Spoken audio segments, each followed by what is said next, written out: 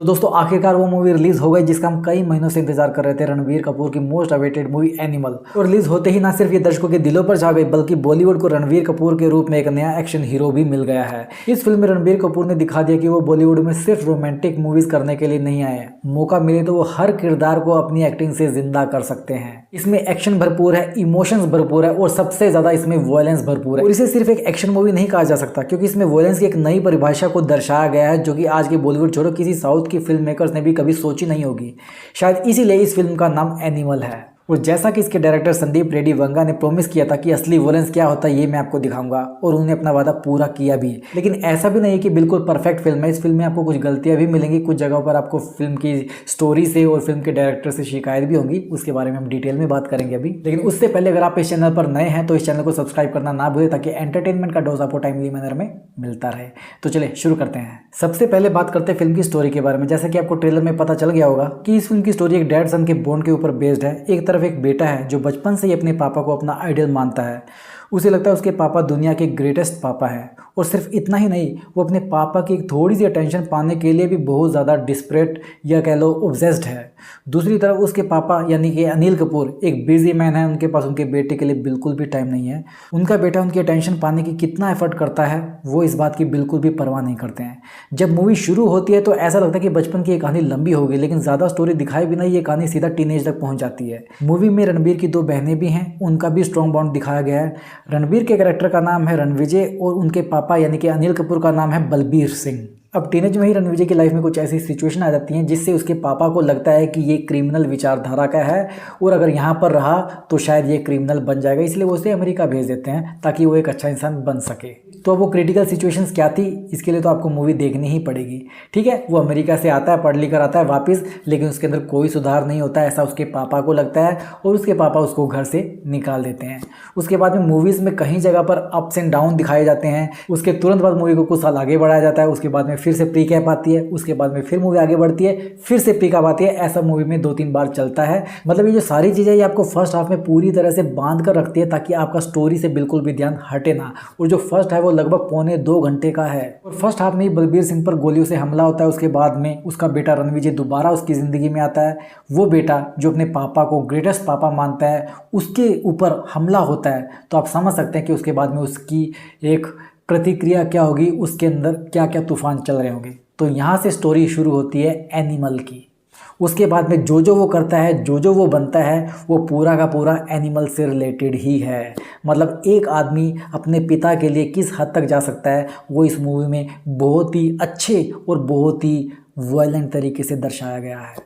और इंटरवल से पहले इस मूवी के अंदर आपको एक ज़बरदस्त एक्शन सीक्वेंस देखने को मिलेगा जो कि लगभग 20 मिनट के करीब होगा। अब देखो मूवी का जो रन टाइम है 3 घंटे 21 मिनट का और फर्स्ट हाफ इसका लगभग 1.25 घंटे के करीब है। और फर्स्ट हाफ के 1.25 घंटों में लगभग 1.25 घंटे के एक्शन सीक्वेंसेज हैं। ठीक है, सेकंड हाफ इसका लगभग 1.5 घंटे के करीब है और सेकंड हाफ में ये मूवी बहुत ही ज़्यादा स्लो चलती है। उसमें आपको एक्शन सीक्वेंसेज ज़्यादा देखने को नहीं मिलने वाले। लास्ट में आपको 10 मिनट का एक एक्शन सीक्वेंस मिलेगा जिसमें बॉबी देओल और रणबीर कपूर के बीच में फाइट सीक्वेंस है। ठीक है, और उस फाइट सीक्वेंस के बारे में बात करने से पहले मैं बॉबी देओल के बारे में भी मैं बात कर लूँ।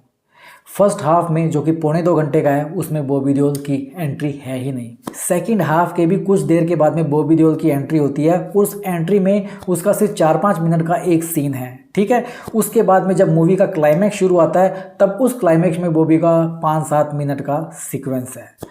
अब जो लोग बॉबी देओल के फ़ैन हैं, बॉबी देओल के लिए मूवी को देखना चाहते हैं, तो मैं उनको बताना चाहता हूँ बेशक इस मूवी की जो रन टाइम है वो 3 घंटे 21 मिनट का है, तो बॉबी देओल का रोल उसमें 21 मिनट का भी नहीं है, ज़्यादा से ज़्यादा 15 मिनट का होगा, इससे ज़्यादा नहीं है।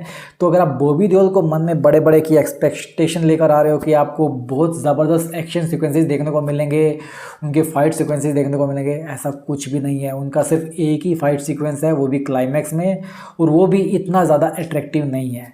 तो मैं समझता हूँ ये मूवी जो चल रही है अपने पहले हाफ की वजह से चल रही है, जो कि पहले हाफ में जो परफॉर्मेंस है रणबीर कपूर की, जो एक्शन सीक्वेंसेस है, आपने आज तक बॉलीवुड क्या आपने हॉलीवुड की किसी मूवीज़ में नहीं देखे होंगे इस तरह के एक्शन सीक्वेंसेस।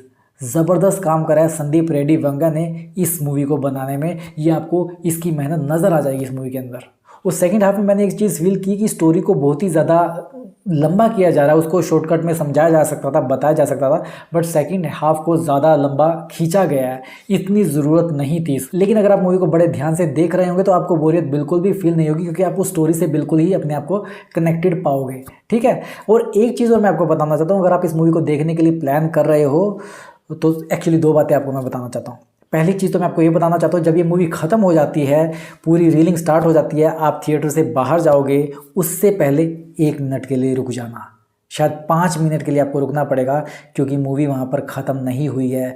सबसे लास्ट में आपके लिए एक बहुत ज़्यादा बड़ा सरप्राइज़ है, इसके सेकंड पार्ट के बारे में एक हिंट है, उसमें बताया गया है इसका सेकंड पार्ट एनिमल पार्क जल्द ही आने वाला है, तो उसको आप मिस मत करिएगा। और दूसरी चीज़, अगर आप इस मूवी को देखने के लिए जा रहे हो तो अपने दिमाग को बिल्कुल साइड में टेबल पर रख दीजिएगा, क्योंकि इस मूवी को देखने के लिए आपको दिमाग की ज़रूरत बिल्कुल भी नहीं, इसको सिर्फ इंजॉय करना है आपको, ठीक है।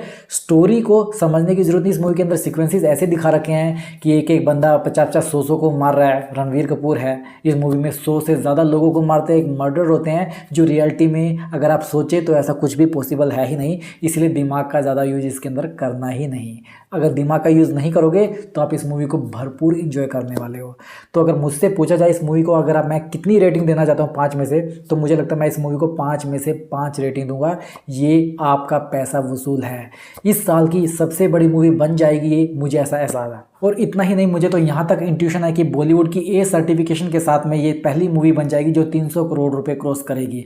इससे पहले जो मूवी थी वो संदीप रेड्डी वेंगा की ही थी, वो कबीर बेदी थी, जिसने 278 करोड़ रुपए कमाए थे, 300 करोड़ रुपए नहीं कमाए थे। मतलब फर्स्ट 200 करोड़ क्लब में शामिल होने वाली ए ग्रेड की मूवी थी। ये मूवी मुझे लगता है 300 करोड़ क्लब में शामिल होगी, और हो सकता है, मेरी दूसरी इंट्यूशन यही है कि 400 करोड़ क्लब में भी शामिल हो सकती है। बाकी देखते हैं कि मेरी इंट्यूशन कितनी सही निकलती है कितनी गलत।